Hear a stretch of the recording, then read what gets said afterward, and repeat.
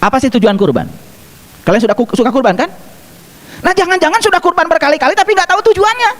Sama seperti sudah haji berkali-kali baru hari ini tahu tujuannya.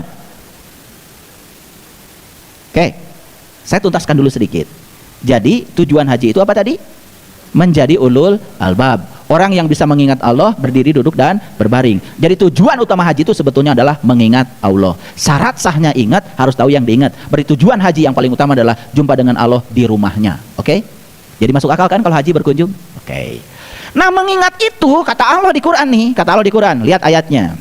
Fazkurullah kazikrikum aba'akum. Mengingat Allah itu persis seperti kamu mengingat bapakmu.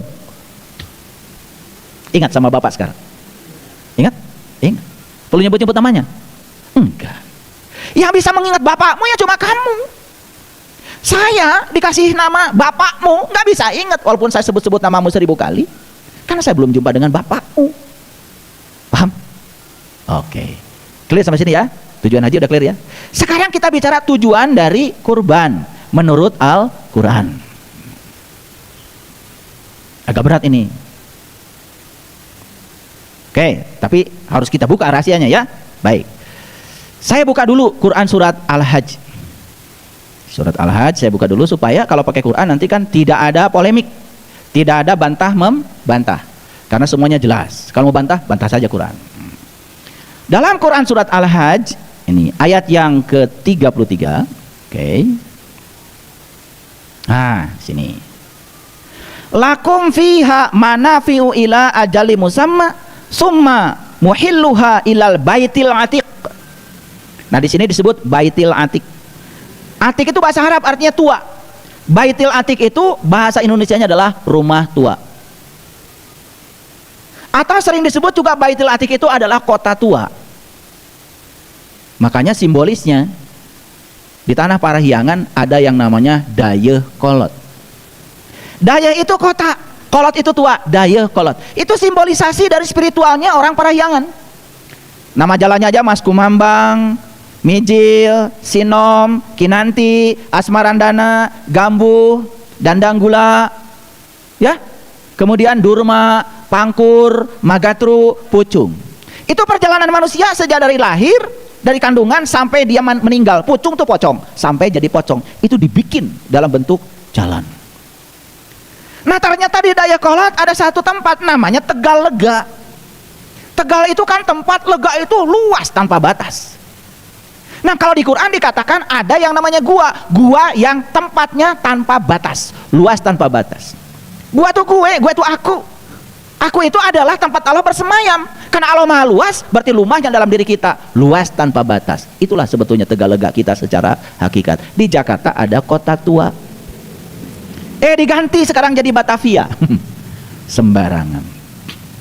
Itulah karena nggak ngerti spiritual. Asal main ganti karena punya otoritas.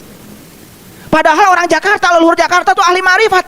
Panggil dirinya aja gua. Gua itu surat Al-Kahfi Quran. Gue tuh aku. Makanya kotanya disebut kota tua. Di Bandung disebutnya Dayeuh Kolot. Bahasa Arabnya Baitil Atiq. Mari kita lihat ayat ini. Bagi kamu ada binatang-binatang. Binatang itu ada beberapa manfaat sampai kepada waktu yang ditentukan. Kemudian tempat wajib menyembelihnya ialah di Baitil Atiq. Tempat wajib menyembelih binatang itu adalah di Baitil Atiq.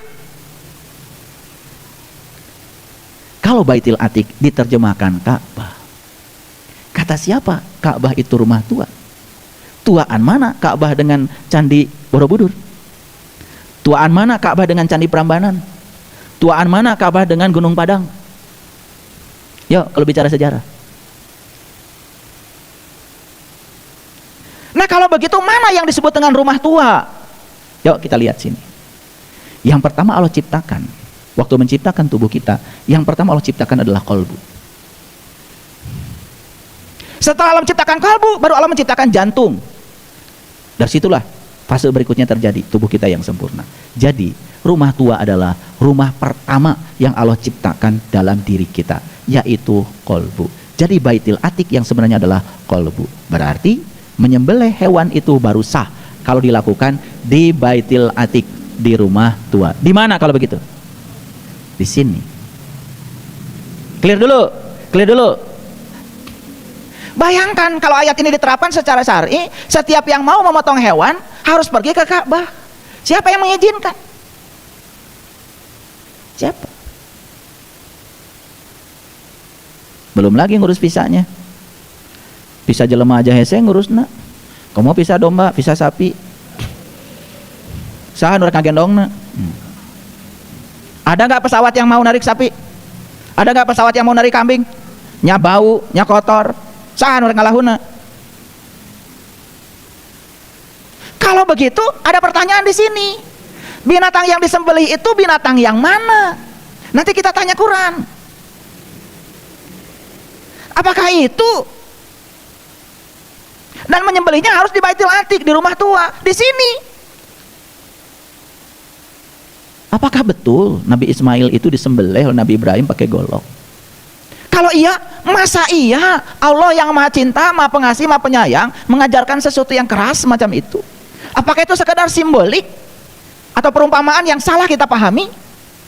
Makanya di kajian sebelumnya, sebelum saya masuk ke sini, saya sudah buat judul khusus, perumpamaan tidak terkait fakta, tapi terkait kebenaran.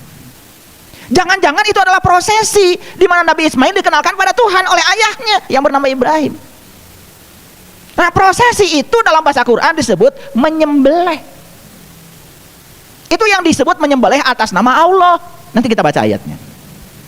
Selama ini kita menyembelih atas nama Allah, kita menyembelih ayam pakai bismillahirrahmanirrahim begitu. Menyembelih kambing pakai bismillahirrahmanirrahim begitu. Menyembelih sapi pakai bismillahirrahmanirrahim begitu. Kata ayam, kata sapi, kata kambing pakai bismillah, enggak pakai bismillah, tetapi orang menyeri.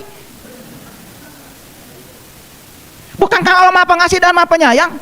Apa ya Allah mengizinkan Dia yang Maha Pengasih dan Maha Penyayang menyakiti makhluk ciptaannya? Pikirkan. Jadi yang namanya menyembelih atas nama Allah itu, apakah menyembelih hewan yang seperti kita lakukan sehari-hari? Bukan. Menyembelih atas nama Allah adalah menyembelih untuk Allah. Menyembelih untuk kesenangan Allah. Saya tanya kalian, kalau disembelih mati apa tidak? Mati apa tidak? Kalau disembelih pasti mati. Orang mati mendengar tidak? Melihat tidak? Bernapas tidak? Bicara tidak? Orang mati itu tidak mendengar, tidak melihat, tidak bernapas, tidak bicara. Makanya ketika disembelih, jadinya tidak mendengar, tidak melihat, tidak bernapas, tidak bicara. Persis seperti saat kita di rahim ibu. Tidak mendengar, tidak melihat, tidak bernapas, tidak bicara. Saat itu, semua yang ada di kepala kita ini ditutup sama ketuban. Saat ditutup sama ketuban, saat itu kita ditanya oleh Allah, Alastu birabbikum, apakah aku ini Tuhanmu? Saat itu kita bisa menjawab, qalu bala syahidna, ya aku menyaksikan. Ditutup semua malah menyaksikan. Saat itulah kita sedang disembelih tetapi menyaksikan. Berarti tujuan utama kurban sebetulnya adalah menyaksikan. Jadi kenapa kurban dan haji itu kok berdekatan? Haji berkunjung ke Baitullah untuk menyaksikan. Kurban juga sebetulnya tidak melihat, tidak mendengar, tidak bernapas, tidak bicara. Mati sak jeroning urip untuk menyaksikan.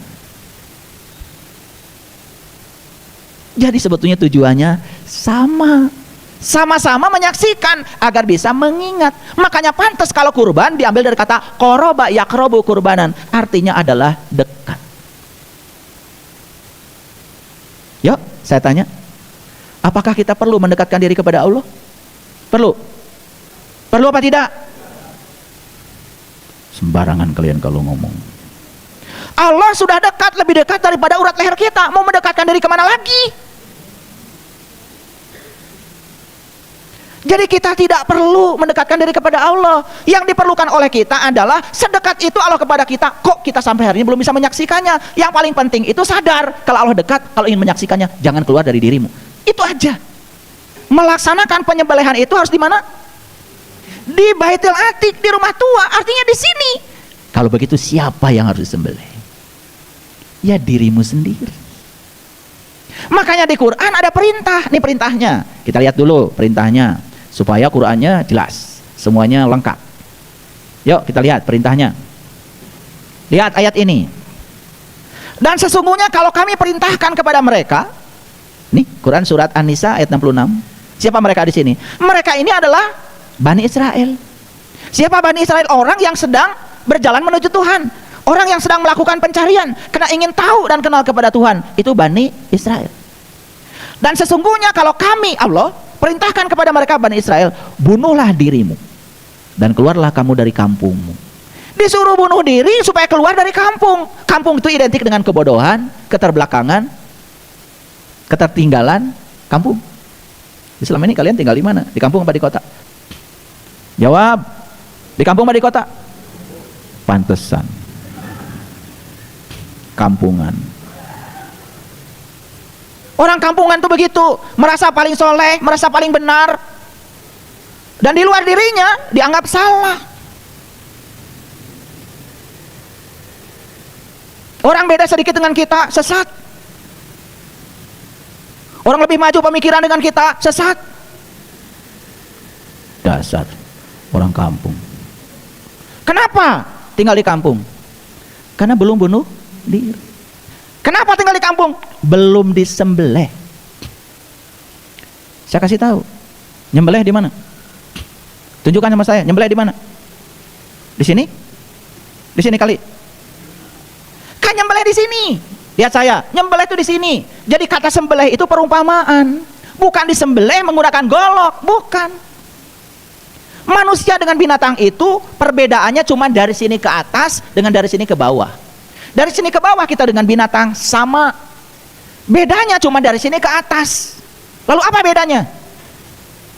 Tolong perhatikan saya. Mata kita berapa? 2. Mata kucing yang tadi? 2. Telinga kita berapa lubangnya? 2. Telinga kucing yang tadi? 2. Hidung kita berapa lubangnya? 2. Hidung kucing yang tadi? 2. Mulut kita berapa? 1. Mulut kucing?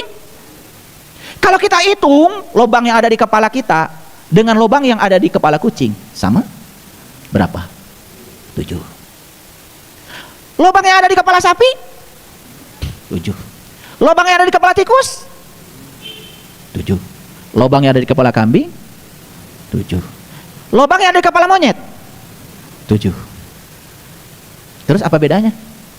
Katanya beda. Tadi dari sini ke bawah kita sudah sama dengan binatang, cuman alat untuk reproduksi dan makan.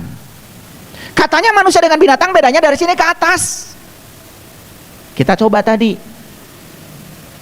Kucing 7, kambing 7, sapi 7, monyet 7. Terus apa bedanya?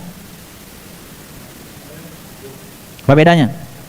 Bedanya manusia bisa menggunakan yang 7 sebagai siratal mustaqim, jalan menuju Tuhan. Makanya orang tua kita bilang siratal mustaqim rambut di belah 7. Itu siloka. Karena yang 7 ada di sini.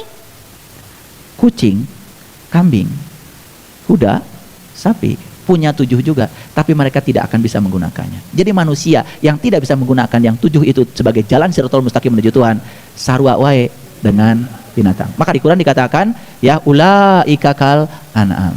Ini pengumuman aja dari saya. Sugan ngerti. Ingin beda kalian dengan binatang? Perbedaannya, kalau binatang sama-sama punya 7, binatang tidak bisa menggunakannya, manusia harusnya bisa menggunakannya. Yang bisa menggunakannya, maka kata Quran, aku angkat derajatnya. Wa id akhadna mitsaqakum wa rafa'na fawqakumut tur. Maka kesadarannya akan diangkat. Itulah yang membedakan manusia dengan binatang. Stop dulu sampai di sini, jangan kejauhan. Takut kebablasan. Biar mikir. Lanjut? Oke.